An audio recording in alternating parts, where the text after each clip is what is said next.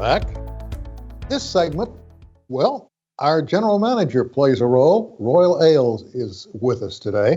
He's interviewing a lady by the name of Jackie DuPont, and they're talking about a project called Opportunity Project. Here they are. Thanks, Sam. I'm now joined by Jackie DuPont with Opportunity Project, who is working with us here at the TV station on a project called Opportunity and Friends.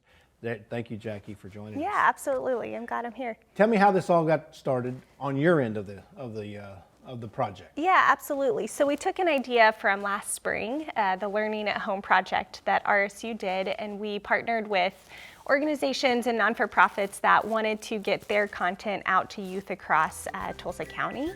And so we, partnered with you guys, and we decided that we would do pre-recorded videos for about an hour of content, and that would be shown Monday through Friday across homes and child care centers and anybody that we can get to see it. And yeah, so that's how we got started. It has really taken off because when we did that project back in May, we didn't know where this would go. We thought we were done. Yeah. And you guys came and asked, could we continue that kind of project in the same vein, which we thought, wow, there's something here that we really didn't pay attention to. Yeah, absolutely. I think with COVID, we've had to think outside the box on how we can get really high quality programming to youth across the city and the county. And so, RSU has been such a great partner with us, and it seemed like a very logical way to really push out some of the content from these organizations and non-for-profits in a really meaningful way. So who are some of the groups that we're working with? We have everybody from the Philbrook, TTCL Library System, we have Tulsa Regional STEM Alliance, NASA, we have kind of a whole spectrum of activities, whether it's read alouds, story time, interviews with STEM professionals, we've got exercise and movement activities, virtual field trips, you name it, we've got it. And so we're really excited to get that content out to kids. This will go till, right now, it's planned to go through May or June? Yes, yeah. Ideally, we'd like to do it through the school year so that kids that are engaging in distance learning have an opportunity to access this enrichment content on top of what they're doing academically. And then we'll take a look at it and see if we want to continue this on in the next school term. Yeah, absolutely. I think COVID again has made us all think outside of the box, and I think that our goal at the Opportunity Project is to get expanded learning opportunities out to youth across the city and the county, and this platform is an excellent way to do that. And so, we would love to continue this partnership with RSU TV and make sure that kids are getting the access to this content that they deserve. It's fantastic because while we focus on the kids in the Tulsa Metro, any student, any young person, whether they're in Grove, Miami, or Stillwell, can actually participate by watching this. Yeah, absolutely. So yeah, you can see it on live TV, but you can also access the YouTube channel and get content at any time, any hour of the day. And so we're really excited about that. Well, thanks for the opportunity. I really do appreciate it. Yeah, thank you, Royal. You bet. Sam, this is a great idea. It's a great program. It's going to work well. And I'm just really glad we have it here on RSU Public TV. We are Tulsa's and all of Northeast Oklahoma's public TV station. How about that? Good job, Royal. Proud of you. Okay, the other day, a week or so back, we had a friend of mine on by the name of John Woolley, and John was here to talk about a couple of books he'd written. One, which I want everybody to run out and grab a copy of. This is the book he wrote called Honky Tonk. It's the history of Kane's Ballroom, and folks, you got to get your hands on this. It deserves a spot in your private library. Also, John was involved with a fellow by the name of Robert A. Brown, and they wrote a couple of books about, the cleansing. And I had book one.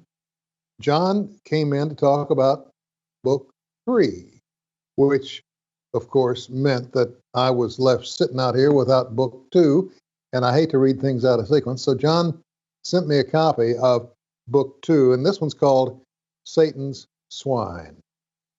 If ever anything deserved to be made into a motion picture, one that you don't want to watch alone, the cleansing is one you're going to have to get your hands on. What he's managed to weave together here will not only make you think Vincent Price is alive and well and living in John's den, but he manages to scare the socks off somebody like me who doesn't believe in spooks and goblins. So get a copy and look for it to be down the road for somebody to come along and make a motion picture out of it. I wouldn't be at all surprised. And if they do, it's going to be a hoot. That's about all the time we have. I've got about 4 minutes, so I want to talk to you briefly about what we're facing in this country and here at home.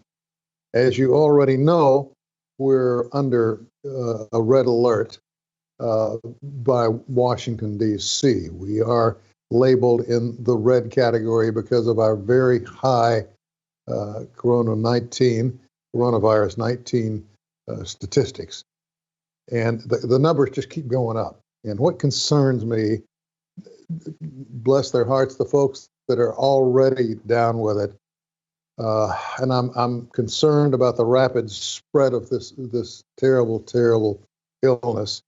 So I want to urge you again, please don't view wearing a mask as a political statement. You'd be making the mistake of your life. And I'm concerned that right now, there are going to be some folks out there within the sound of my voice who may not be around to hear it in a month or so. It's that deadly. How can we prevent it? Well, I'll tell you one thing that goes a long way is a little preventive measure on your part. You can social distance. I know you got to go to the grocery store, but you can still go the extra mile. And when you do that, try to wear a mask. Now, we have people out there who are trying to make wearing a mask a political issue. It's not a political issue. If it were a political issue, the mask would either be red or blue. It's not political. No one's trying to take away your rights.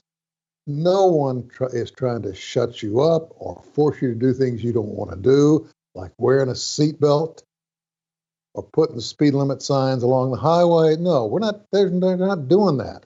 They're trying to save your life and the lives of people you love.